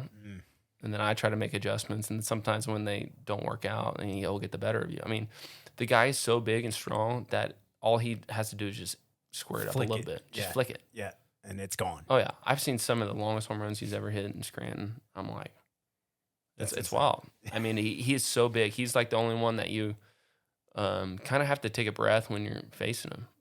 Honestly, it's like, wow. It's like you're used to being taller than everybody on the mound. Yeah, it's the only guy that you were like, wow, he's on my level, if not taller. that's insane. Yep, he's massive. He's a massive human. That is, you see who's it, Altuve or whatever it is? Altuve, yeah, and I faced him too. Yeah, and I heard, but him against Judge, have you seen them on second? When I know. You know, it's like he comes up to his waist. It's yeah, like Altuve's a heck of a hitter too. I mean, I think he defies physics. I don't understand how he does it either. I mean, just some guys are just freaks. I mean, facing Altuve too, I remember, like, he's so far away from the plate, but like he can cover every part of the, like, an outside corner, located corner, like inside. It's like, how do you pitch to this guy? And it's just kind of funny because he's got like a longer bat, and it just kind of looks funny when you're facing him. Like, wow, this guy's not gonna be able to hit me, and he just squares everything up too. Doesn't matter if they're inside, outside, whatever. It's just like, and he doesn't swing at bad pitches. You're going to pitch to him. Yeah, you're not the pitch around him. Or like a lot of guys, especially nowadays, if you have velocity with a good off speed, you're obviously going to strike more guys out. But there's some guys that just can always have a really good at bat, and just, you know, if you get them out, it's probably because they just missed hit it a little bit. That's why baseball is so crazy. It's because, like, just a little bit off, becomes a home run or an out. All right, so I got to ask you this because I overanalyze analytics, man, numbers. And so, are you in your head when you're thinking like, "Hey, this guy's taking me 6, 7, 8, 9 pitches in"? Yeah. Or is that really, the longer, like, he's getting to see me, because it's like you want him out in 5, less than 5. Yeah. You asked me before, like, the best stadiums that I've ever thrown in, and one of them was in Seattle. I thought the Seattle was really, really cool. I love that stadium, and I'm sure it's online, but there's a spot when I was throwing to, I forget who it was, but he squared a ball up and hit one right back up the middle. I turned around and hit me in the back of the calf. Yeah, we watched that multiple times. Yeah, I felt like I got shot, but like it was that feeling. But during that outing, I remember facing Nelson Cruz. I don't know if you know him or not, but he's had a heck of a career, and I had like 8, 9 pitch at bat against him. And it was one of those feelings that you were asking about. It's like, I've thrown everything. I've thrown inside, outside. I'm like, I don't know what to do, at this point. And I think I ended up walking him, but I was like, he kept swinging and fouling it off. And I'm like, I can't get anything by him. And then you try to throw it harder, and all of a sudden that ends up timing wise and stuff, and you're not locating it where you need to do. And it's just, those battles are crazy because those are the ones that are so rewarding when you win them. You're like, oh, it's over, and thank you. Like, I grind through it. But the times you lose it, you're like, man, I wasted all that energy for that at bat, and then I'm walking him or him getting a base hit. Yeah, instead of me going those 7 or 8 innings, now I'm going 5. That's where you hear coaches say, hey, quality at bats and get a good at bat against pitchers, because it's true. Because when you go through an at bat like that, like 4, 5, 6 pitches, it does wear on you mentally. As a pitcher, because you're just constantly grinding of like, you've seen all my pitches, and the guy on deck and everybody else is watching what you're throwing. And again, once you're trying to get out hitters in 4 pitches or less, and when it starts getting beyond that, pitching becomes a lot more difficult. Really, yeah. I had a long conversation with my oldest daughter, and playing those 2 years. And her senior year, she never hit a home run her junior year. And her senior year, she just came alive, and it was crazy. In the first half of the season, she had the power. She had the fundamentals. I mean, everything was moving right, but she was starting to strike out a little bit. And I was like, Kyle, like, what are you doing? Talk to me and tell me what's going through your head. And she's like, well, I'm just trying to hit it. And I go, okay, right? And I go, but there's so many times when you're looking at this ball that's like close, right? And you're just letting it go by, right? I go, you understand that a foul ball means you won? Like if you can foul off a pitch that you think's close, like I used to have the worst form. Like you would not strike me out. I think that's the only reason I played college was you couldn't strike me out. I will throw that bad head at anything that seemed remotely close until I can square one up, right? And I can kind of go, all right, I think you're going to throw me a fastball here, and I can, you know, or no, you're hanging a curve. I know you are, right? And I can kind of sense it because you kind of get that back and forth, that sense going. And as soon as she figured that out, all of a sudden I'm in the game. She's fouling off 2 or 3 pitches, and then boom, first one goes out. And then she figured it out. She's like, I just got to stay at the plate. Right? If I can stay at the plate, they're going to make a mistake. 1,000,000%. Yeah. And the longer you stay in that batter's box, the more pitches you see, the timing becomes so much easier. It does. It becomes so much easier for those hitters, and that's why you're trying to get them out. Like you're you know, a big thing to me, you know, was like when you go 0-2 on some guy.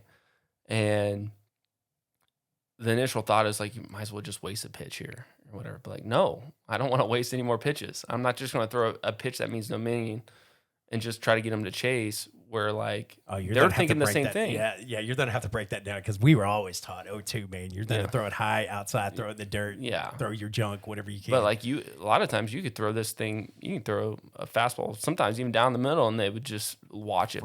Because a lot of hitters will think, you know, oh, he's just going to try to nibble and try to get me to chase and stuff like that. But when a coach told me, it's like, if you can continue to attack like you did the first 2 pitches on 0-2, now don't give up a hit. Like, definitely, you better not give it, but sometimes it's going to happen. Right. But if you continue to attack at that 0-2, then you're going to have a lot more success than just kind of wasting a pitch here and there. Because if you're having a good outing, you probably got 0-2 to a lot of guys. But if you're wasting that extra pitch, it starts adding up. Sure. So you're just continuing to attack during those moments when you're ahead of the count and putting the pressure on them. So it's a good thing to throw a lot of strikes, but again, you do have to sometimes mix it in here and there. Because I say when I get a lot of stats from guys that I train, I'll ask them, you know, how many walks did you have, and then how many, you know, what were your percentage of strikes? And if it's too high, I'm like, well, that's probably too high. You might have, you know, thrown too many strikes. But if you're having a good outing, it's not so bad. But like, you want to kind of in that threshold of that like 65 to 75-ish percent strikes, because if you're throwing 80, 85, 90% strikes, they know it's coming. They know they can. Yeah. So you kind of have to pick your battles here and there. So did you intentionally have, when you're at that level, did you have it where you're with your catcher where you're saying, hey, this is going to be a ball? Like, is there signals that you're saying, hey, I want outside ball, not outside strike? Or was it just kind of like a known thing? Kind of like a known thing. Yeah. But like, I was fortunate enough that, like, again, I had that changeup that I developed. And I even have a story about that changeup, but like, when I would throw that thing like 0-2, I could throw that thing right down the middle and it would drop like a ball. But they would look at it saying, coming, oh, I better swing at this because it's looks like a strike coming in, and then it ends up being a ball. But if you have some of those pitches that you can attack in the zone that go out of it longer, like more middle, then you're going to get a lot more swing and misses. Sure. Whereas you don't want to start this thing outside and then kind of fall off, because you're going to get a lot more takes and stuff like that. So yeah, starting in the zone is always what I did. Because I did throw a slider. That's the only thing I could throw. I threw a circle change, and I threw a four-seam fastball, and that was it. You know, and when I say I threw them, like that's being a compliment of saying I actually got on the mound, because I wouldn't have pitched her that much. But I pitched every now and then. But that was I could start on a right-handed guy. I could start that slider and start it right on the middle outside, and end up on his ankles, right, and or his waist, kind of in that area, his knees, and hit swing every single time. I didn't have the velocity there. I was in the mid 80s. You know what I'm saying? That my slider was probably 78. Yeah, that's fine. It works, but that was it. So I always did those. But hey, switch more on finance now, and then we'll switch back, because there's some more baseball, but I don't want to suck it all up into actually the baseball sport itself. But all right, so we didn't get on this one conversation, and I wanted to see, because it's such a big deal with young kids today, with the NILs and stuff. It's like off-field compensation. So when you went into these contracts and actually you signed your big contract and you were well known and played on that side, did you have all the off-field offers to be in commercials, car dealerships, and endorsements and stuff like that. Did that actually come your direction? Well, sometimes certain things would come here and there. I was, again, my freshman year in college, I was a reliever. I thought I was actually coming into Ohio State as a two-way player when I got, recruited. I thought I was going to hit because I played third base, and then I was pitching too. But I was coming in thinking I was going to be a two-way guy. And then all of a sudden, once my freshman year came, my coach basically just saw me walking up to hit BP, and he said, "Wimmers, what are you doing? Get out there and run with the pitchers." And that was the end of my hitting career. But kind of going through that process in college, I never was really offered like things of what the kids are getting offered obviously now, because obviously it's a lot more illegal. Yeah. But having the meetings with the NCAA and just constantly like, hey, you can't have anybody pay you for this. You can't take a dime for this. You can't have anybody take you to dinner here. They're on you in that moment, and like throughout your career, especially if you are a guy that's higher known or well known.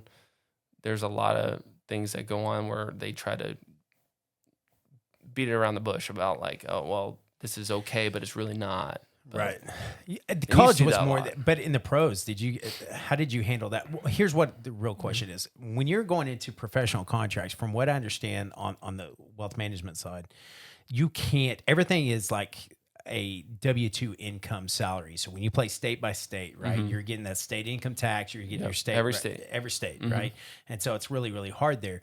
What we're trying to do, and this is in our firm, is we're trying to flip that around a little bit, where how much of it is the NIL side of it, and how much is the brand that you bring, and can that brand go through an entity? Now that I have an entity, now I can enter in business deductions that are reasonable inside of there. And so I think that's evolved a little bit. And that's kind of where I was like, hey, off-field compensation is not considered human capital, where you're going and, using your W-2 salary into it. You're actually bringing your brand awareness into it, so you can classify that income a little bit different. So I didn't know on the pro level, because college, like the NILs, what 4 years, 5 years now, right? And yeah, you've been out a long time since that. So on the pro side, did you have the brand side that you created, where it's a company and like I wasn't really big on social media and different things like that. Now that kids want to build up their brand and their reputation and stuff like that.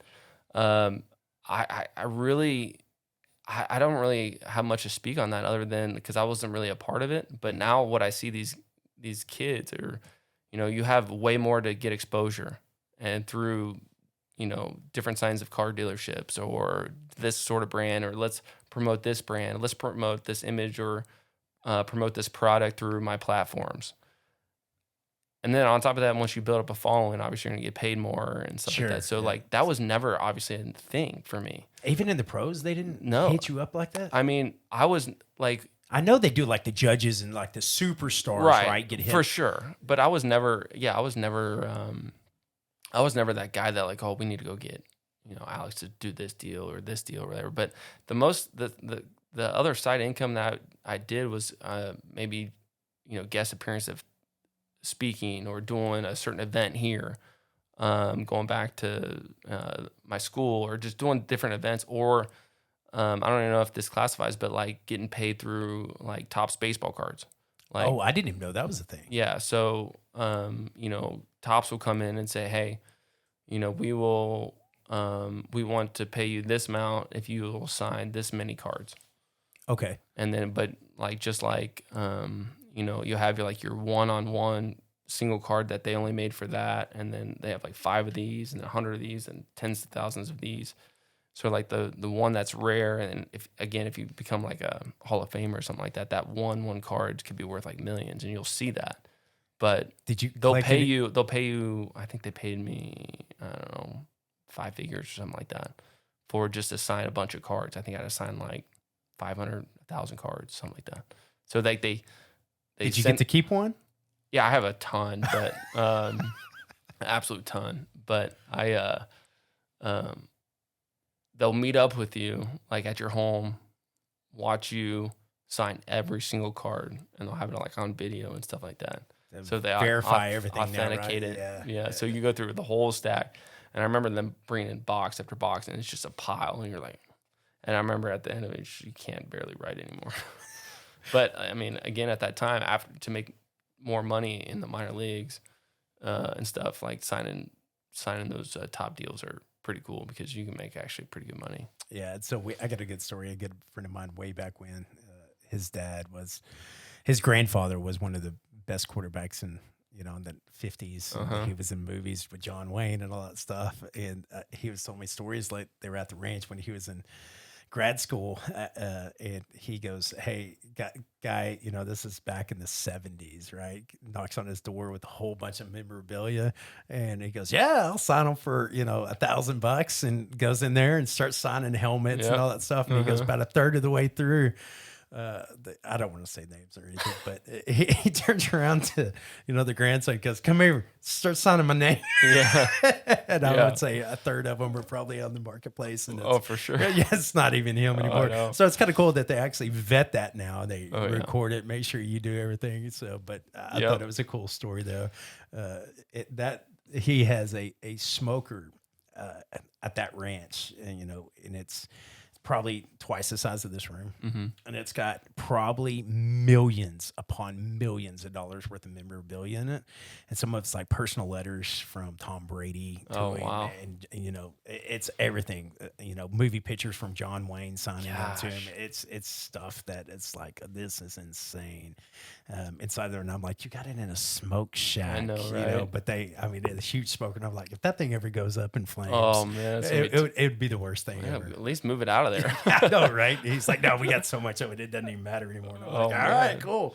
But anyways, so we talked about the mental side of it. So, hey, what's the one thing you regret, or one thing that you're like, man, I couldn't ever, the greatest thing about it, and what's the worst thing about it? What's the spread there? The greatest thing was obviously, putting in all that hard work, and then eventually paying off. Because I remember, you go through a grind of, you always had a vision to play, in the big leagues. And even when you get drafted, again, there's 7 layers to the whole minor league side, that just because you get drafted, and a lot of people don't really know this, that, you have to go through it like level by level by level in order to make it. But my thing was, I was so fortunate enough to have the most amazing coaches to push me through a lot of different things, because I was a late bloomer, and a lot of kids that I played with were always so much better than me forever, even through like high school. And having those coaches to constantly continue to work on me to get better, to work on certain things, that eventually, when it was my time to finally grow, that like I could catch up to everybody. But I already had that work ethic that I'm going to outpass. Like, I'm going to pass everybody. Because in high school, I played with so many guys that were throwing 90, 95, in high school. And I was throwing 86, 88. But like, those guys ended up getting maybe scholarships to college, but they never ever got drafted after that. Because the problem is, when you're so good at a young age, or even in high school, you become complacent. And you think it's never going to end. But again, there's always someone like me that's going to outwork you. Because, the good ones will work, but the great ones are going to outwork you. And I've always took that motto of like thinking that, how much can I possibly work more than you to get past you so I can take your spot? Sure. Because when I got to college too, coming in as a freshman, I thought I was coming in as a starter. And then my coach goes, "No, you're a reliever. You got to earn your spot." And then I'm like, "Well, how do I earn my spot to be that Friday night guy?" And he goes, "Well, for one, you only have 2 pitches. You need to develop a changeup." And I'm like, "Well, when am I going to do that?" So it's like, after the season, I had to go to, the off-season leagues to develop that changeup. And I just threw changeup after changeup until I eventually found one that worked. And then I came back my sophomore year during the beginning of the school year, when we started practicing. I was like, "Hey, coach, I got to change it now. Can I start?" And he goes, "Well, we'll see." And I started throwing it. I kept striking guys out on it. And then the guys that were juniors and seniors that already had that Friday spot, like I could see them starting to sense that I'm coming. And I made it a thing. Like, I want to start on that Friday every single week. And I just kept, that was my focus. And I'll show up to the field. I'll stay later, and I'll just continue to work and keep working on that changeup, because again, once you get to college and you're a starter, you need 3 pitches. You pretty much do. Sometimes you get away with 2, but again, I'm trying to look beyond that. And then when I had a really good sophomore year and got Big Ten Pitcher of the Year, then things started getting real. And then I started to like, wow, I got potential to get drafted, and there's talks and going on to like Team USA and then the Cape Cod League, and then having a really good offseason in those leagues. And then come back my junior year, like, well, how can I top my sophomore year?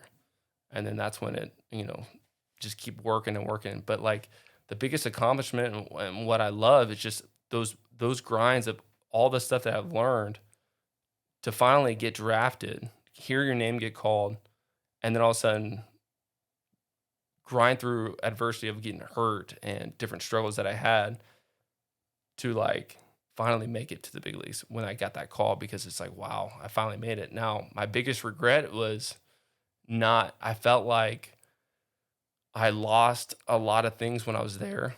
Sometimes I would have doubt about certain outings that, like, again, where you get to that mental side of like, man, do I belong here? The guys that you're facing now have been here for 10 years. And, how am I going to get to where they are? And I was overlooking a lot of things instead of being present. And that put a struggle on different outings that I had, where I kept floating between AAA and the big leagues. I kept going down and back, down, and it becomes a grind where I end up kind of losing sight of like how I got there in the first place. So having that regret of, again, not being more present during those moments. Stay in the moment. Yeah, because when you make it to the top, you're at the top. But how do you stay there is the hardest. It's so hard to make it in the first place, but then staying there is even harder. Sure. It's so hard to stay there. But I didn't realize that until after I kept going up and down. I'm like, man, it is hard to really establish something. It doesn't matter if you're a first-round draft pick or not. Once you get there, you just got to find a way to stay there. And I don't know if I just lost focus, or I just didn't feel like I needed to prove myself anymore, or what it was. But I became less focused on trying to get to where I thought I could have gone long term. So like looking back, when I was in that moment, I wish I could have been more present and just focused more on myself and not just looking at the bigger picture of like, I'm actually here. Right. So do you think, because you obviously had like that goal to pitch on Friday, right? Mm-hmm. Did you have that goal like, hey, I want to pitch in the World Series, or I want to pitch in an All-Star game, right? Yeah. Was that all the time. kind of like, you still kept that focus, like, hey, there's still something else to achieve once you got there? Or was it kind of like you hit the mountain? That's the hard part. I hit the mountain in my career, my second year, and I was like, man, this is it. Yeah. I actually kind of went down into a little bit of like, man, kind of what's life like now? Like, right. I mean, like we came up and I did really good things. And then the second year, I just kind of blew it out. And the third year, you walk back into the office and you're like, damn, I got to do this over again. It's like all the fun of the achievement's gone. Oh, so it's life is crazy. Because again, during college, I still had that chip on my shoulder. I always even when I got that Friday spot and I wanted more, I wanted to get drafted. I always had things to look forward to. But once you made the top, it's like, how do I stay here? Or how do I become, a dream to be a Hall of Famer? What do I have to do? And I got more wrapped up in how that process is going to happen instead of just letting it happen, just focus obviously more on the present. Because again, time speeds by quick, because all of a sudden, before I know it, my career's over. And then I got to figure out, well, I have a family now. Mm-hmm. I got to support them. What am I going to do? And then moving here, not knowing a single soul, I'm like, what am I going to do? So I had probably a year, 2 years. My wife will talk about this too. It's like, I was like in depression mode almost. Like, what am I going to do with my life? Because all I knew was baseball. Mm-hmm. And then like everybody like knew me as the baseball player. But moving to a city that I don't know anything about, not knowing one person, like, what am I going to do? So I took 2 years of just basically nothing. And I'm like, what's going to happen. All of a sudden, my wife being the amazing person that she is, she basically just gave me a kick in the rear and like, it's time for you to start waking up and being a father and start, getting back to your old ways of providing and, doing the things that, I married you for. Sure. And so like getting back to that point, it's a big eye-opening experience. Like, well, if I took what I knew growing up from baseball of like being uncomfortable, but always trying to find something, I finally was able to get out of that moment or that stressful time and then really go out and just, let's just start meeting people. Let's just try to figure out what I want to do. And because like in Florida, I did some real estate stuff. I loved, I had a couple properties, you can buy them, sell them, flip them, whatever. So people that I met here, some were doing that. And I'm like, well, let's just dabble into it. Let's just see if I can take some of the money that I earned and different guys that I met, and let's just try to dabble in it. So then I started figuring out a little bit of the market, and then started flipping homes and keeping them, some as rentals or just selling them. And then I started doing that. Some were good, some were really bad. So I was still a learning process, but that was a kind of a cool moment of like finally getting out and like, let's go do something. And again, I didn't do anything with baseball. My kids were so young. Right. My wife needed the help at times. And now that they're older, I wouldn't say older, but my youngest being 4, I have a little more time to go take care of, what I love most of taking care of teaching these kids this game and trying to get the best potential out of them. That's what I love doing. And then when Knoxville opened up like 3 years ago, there was an opportunity that like I wanted to see how they were operating things. And I was just wanting to implement more things to them. Like, hey, you can be doing this better.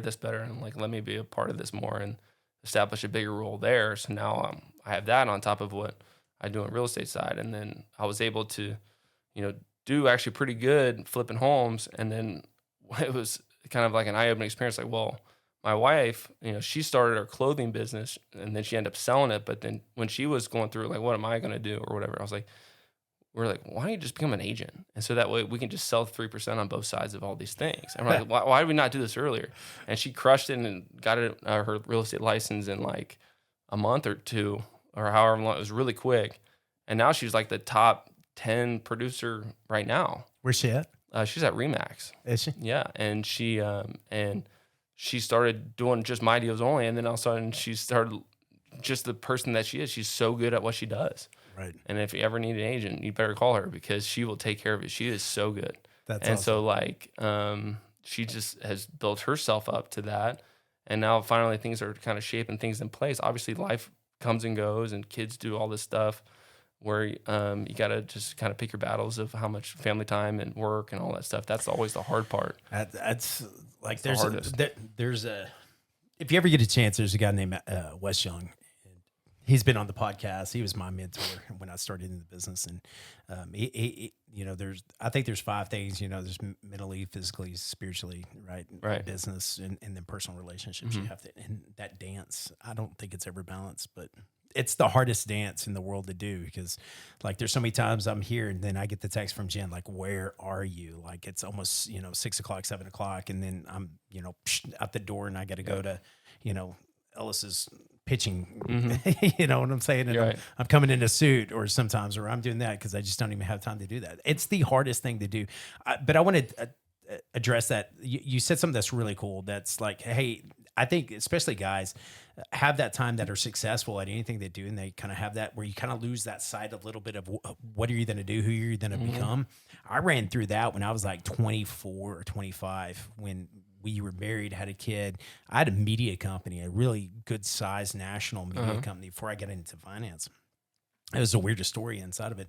And it was like 2008. and nobody's buying advertising. Oh, We yeah. went from having signed contracts with like Sirius Radio, right? Like doing the Grammys, the Red Bull Air Race, trying to do Wow. the Super Bowl.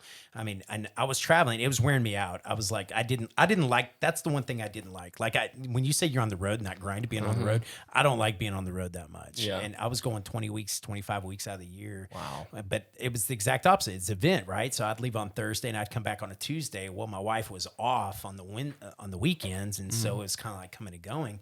And then the bottom fell out of that thing, and so we own the world's largest movable display, and it's the 6-story stall. I own city bus, municipality contracts. I mean, it was crazy, and all that ended up being like a really down point where I could not for like 3 months get out of bed, where it was like I was limping out there, and I got into like, what am I going to do? Right.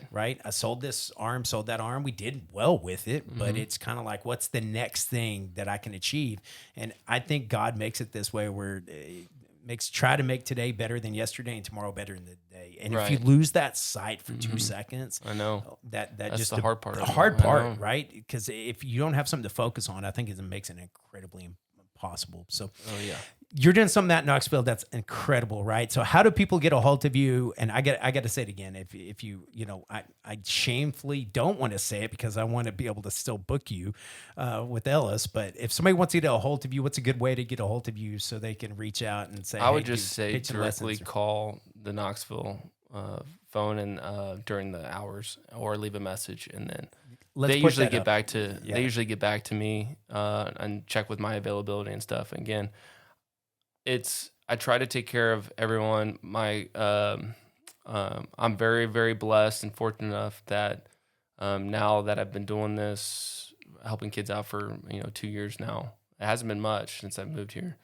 I'm able to give back here because I know Lubbock deserves it, and I know Lubbock needs it. I think I bring a lot different way of coaching and teaching than a lot of other guys maybe around here do, or that people have seen. But as obviously my client base has actually gone really, through the roof, I'm very blessed to have that. But I will always try to do the best I can to accommodate everybody, because it means the world to me, especially the kids that come in here and love baseball and just want to learn, and that will listen and just constantly, go through things that don't feel right away, but then just watching them just get better and better. Because I do a program, and I recommend the older guys to do this.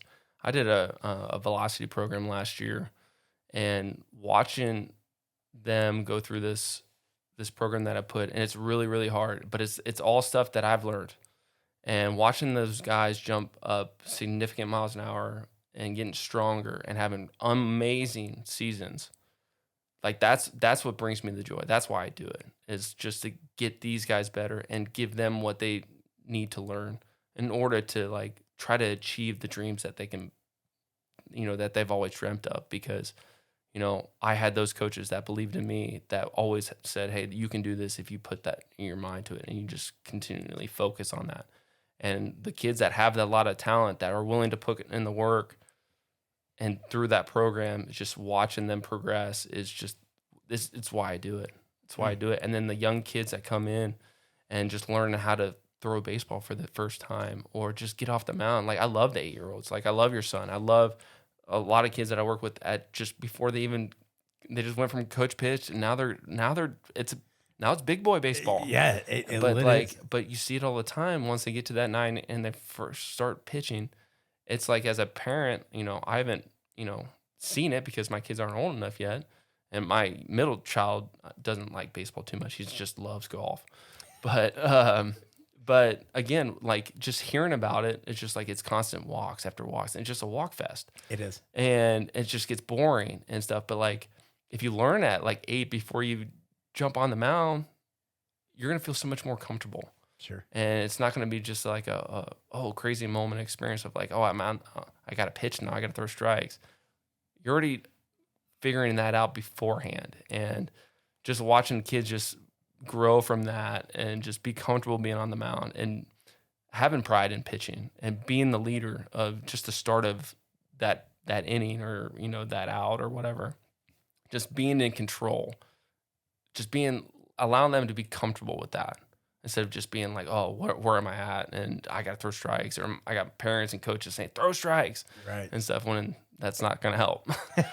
It's a lot harder than that. But learning how to properly move your arm and your legs and your body in order to keep everything in sync and on time to give you the best potential to throw it as hard as you can, but as accurate as possible, is so crucial to learn, I guess, at a younger age when they first start to get on that mound. And then when you get on the mound, you start actually understanding your mechanics and how your body works. Now let's dive into how we're going to increase that velocity. Let's dive into more hips, more of that shoulder hip separation, what they talk about, and how we're going to get into that moment, how we're going to get stronger.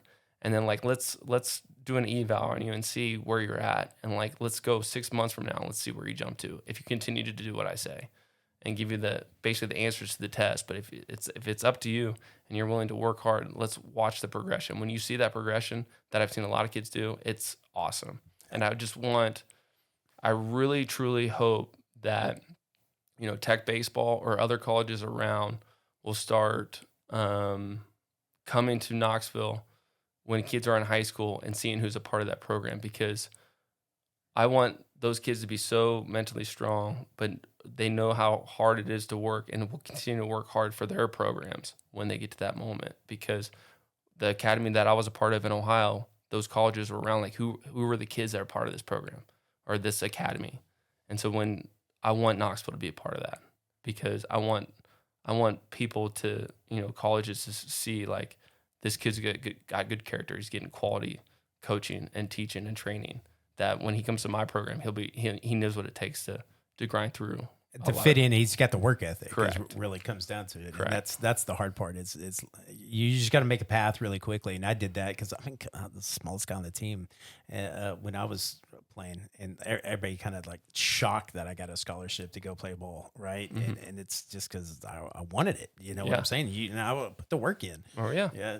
But that's the hardest thing, man. I know you got to get back because you got to get some kiddos here. It looks like here in a few minutes. So, but I love for you to come back on again. I love what you're doing, man. I want to talk before you head out. There's a couple of ideas that I had, but cool. I'm so stoked. Thank you so much for coming coming I'll come on. back. It's great. I'll come back anytime. I appreciate you all having me on there. This is an awesome setup. And again, through this process of baseball, I'm able to meet guys like you and everybody else that's like, thankfully for my wife, 5 years ago, to finally wake me up to get myself back out there again and, start being motivated and meet people. And, Lubbock's a great city. I love this place. It's a cool city. Right? The people here are awesome. Now, the sayings that you guys have, I can't get used to that. The weather here, I can't get used to that. The haboobs.